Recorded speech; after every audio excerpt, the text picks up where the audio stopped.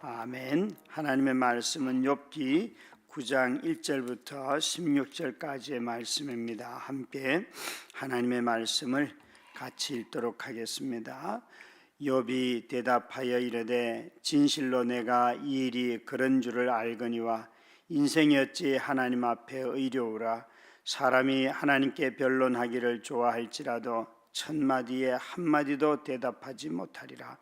그는 마음이 지혜로우시고 힘이 강하시니 그를 거슬러 스스로 완악하게 행하고도 형통할 자가 누구이랴.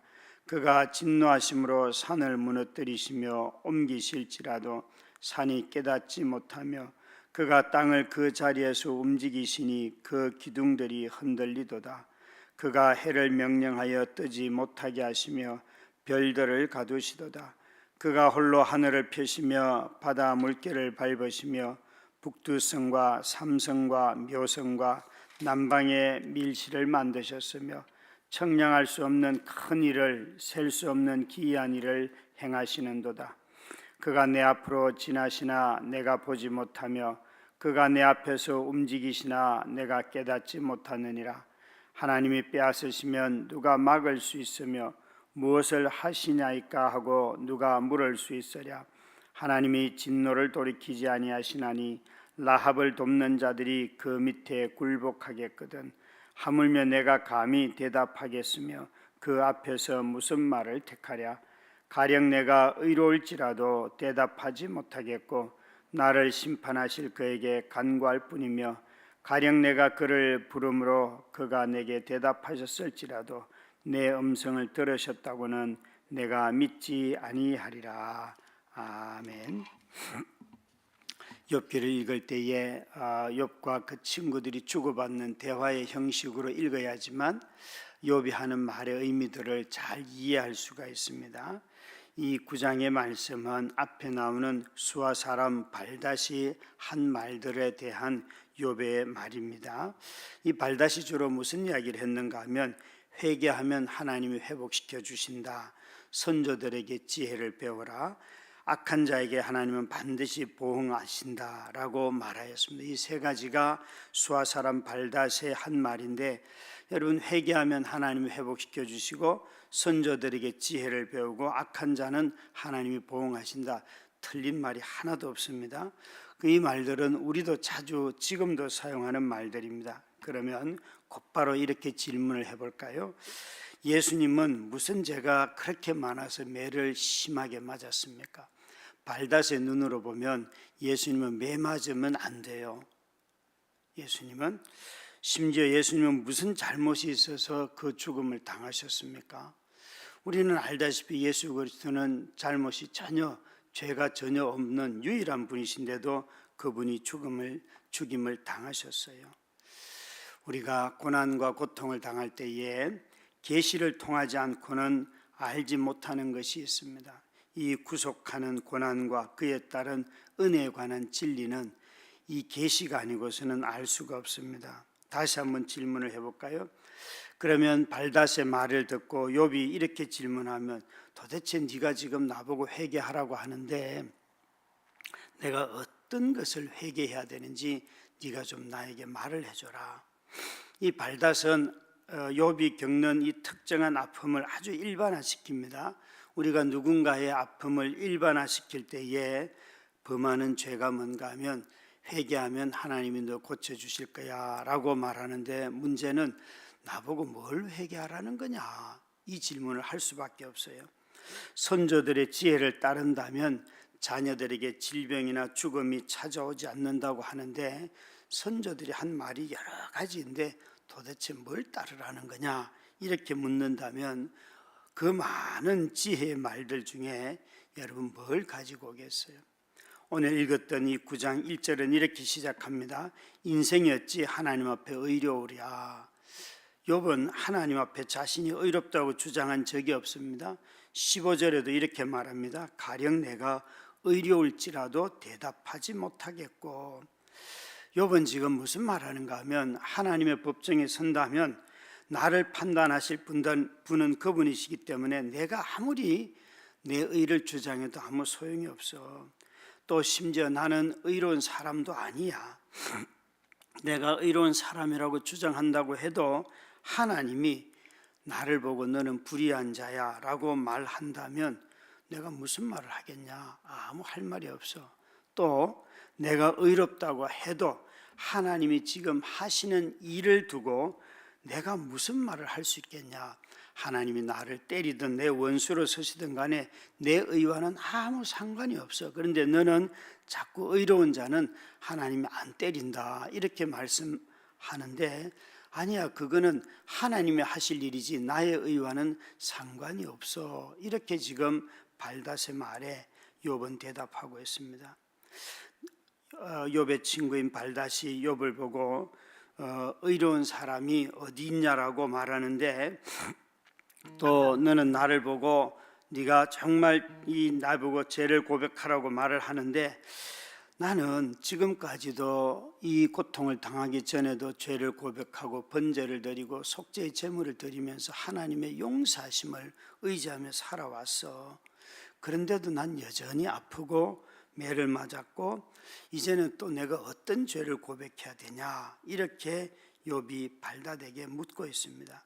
내가 의롭다는 것이 아니라 나는 용서를 구하며 받았고 용서를 받아서 지금까지 살아왔는데 네가 나보고 죄를 고백하라 그러니까 이 고통이 죄로부터 왔다고 말하니까 나는 도대체 뭘 고백해야 되느냐, 이게 욥이 묻는 질문이에요. 그래서 욥은 처음부터 끝까지 나는 의롭지 않아, 의롭다 아니다, 의로운 자에게 이런 일을 한다 저런 일을 한다, 이것을 판단하시는 분은 하나님이야 라고 말씀을 하고 있습니다.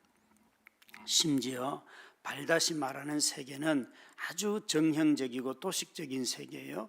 우리가 이렇게 도덕적으로 행동하면 세상에 불의는 없어질 거야, 우리가 착하게 살면 세상은 다 선하게 될 거야, 이렇게 말하는데 아니야. 너 한번 잘 생각해 봐라.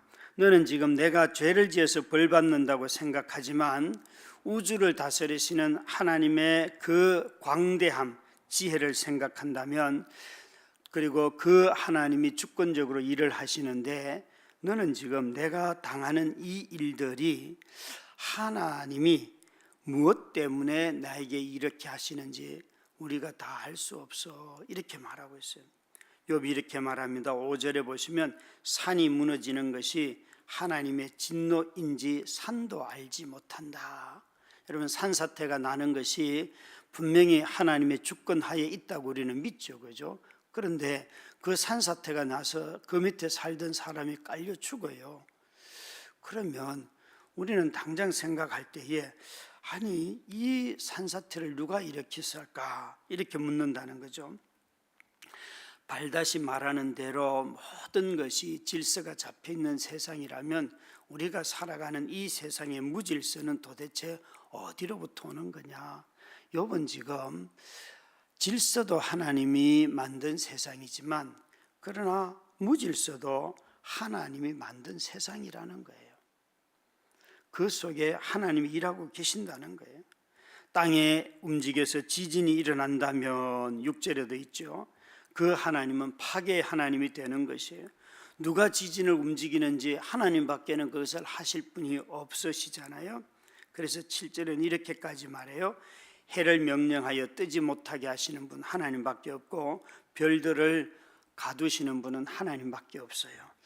지금 해가 뜨고 별이 뜨고 이런 건 다 창조 때에 아주 질서정연하게 만든 세상이잖아요. 그런데 욥은 자신의 고통을 통하여서 어떤 하나님을 지금 그가 보고 있는가 하면 해도 뜨지 못하게 하실 수 있는 하나님이시고 별들도 다 가두어 버릴 수 있는 그런 하나님이시라는 거예요. 하나님이 해를 창조해서 세상에 빛을 주시고 우리로 살게 하셨지만 동시에 그 하나님은 어둠도 만들어서 모든 것을 멸하실 수도 있는 하나님이시라는 거예요. 그래서 욥은 무질서의 하나님입니다. 이 이야기를 욥은 말하고 있는 거예요.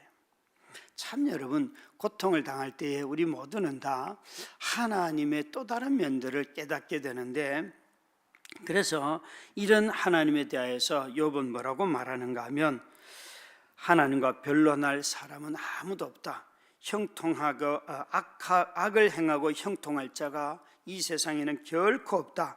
왠가 하면 10절에 보시면 하나님은 측량할 수 없는 큰 일들을 행하시는데 인간이 어찌 하나님이 하시는 일들을 알 수 있으랴.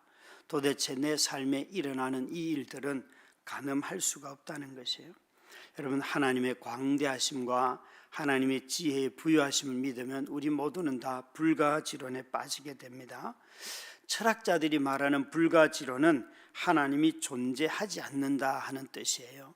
그런데 성경에서 말하는 이런 믿음의 고백을 하는 사람들이 말하는 불가지론은 하나님이 존재하심을 부인하는 게 아니에요. 하나님이 지금 일을 하고 계시는데 어떤 방식으로 일하시는지 나는 모른다 하는 거예요. 하나님이 이 세상을 통치하실 때 하나님은 악을 선용하실 수도 있는 분이시잖아요. 그건 모른다는 거예요.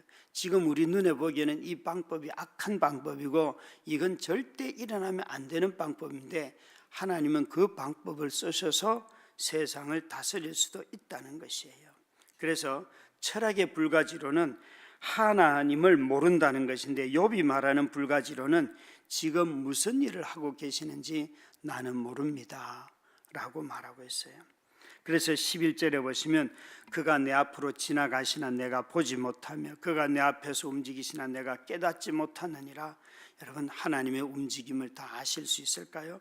오늘 아침에도 하나님은 어젯밤에도 주무시지도 아니하시고 늘 깨어 계시는 하나님께서 온 세상을 지금 다 통치하고 계시는데 그분이 악한 분이 아니라는 것은 우리가 다 아는데 지금 우리 삶에 일어나고 있는 일들을 보면 분명히 악한 일들도 있고 악한 자들이 형통한 것도 있고 그런 아주 불합리함들이 많이 보인단 말이죠. 그럴 때 우리는 이렇게 말하는 거예요. 내가 깨닫지 못하느니라. 12절에는 이렇게 말씀하십니다. 하나님의 하시는 일을 막을 수도 없고 그분에게 가서 따져 물을 수도 없습니다. 욥은 되게 여러분 믿음이 아주 많은 사람이에요. 그는 그러니까 하나님 앞에서 상대할 자가 아무도 없다는 거예요. 15절에는 가령 내가 의로울지라도 그러니까 욥은 이렇게 말해요. 나는 대답할 자격도 능력도 되지 않습니다. 그런데 너는 나보고 회개하라고 말하는데 나는 하나님 앞에서 무슨 말을 해야 될지 나는 모르겠다. 너는 자꾸 나보고 돌이키라고 말하는데 나는 늘 죄인이라고 말해왔어. 나는 하나님 앞에서 한 번도 의로운 자라고 말한 적이 없어. 가령 내가 어려울지라도 욥은 이 말을 9장 전후에서 자주 사용합니다. 오히려 그는 마지막에 이렇게 말하거든요. 15절에 보면 나는 간구할 뿐이야. 나는 늘 죄인이라고 말하면서 그에게 도움을 요청할 뿐이야. 나도 몰라 라고 말하고 있어요. 여러분, 회개해도 얻어 터질 수 있고요, 용서해도 맞을 수 있고요, 죄가 없어도 죽을 수 있습니다. 욥이 지금 우리에게 하는 말입니다. 이렇게 욥이 하는 이 한 분, 욥이 바라보고 있는 이 한 사람 누구인 것 같습니까? 예수 그리스도이십니다. 욥을 통하여서 끊임없이 우리는 예수 그리스도 그분을 발견하게 됩니다.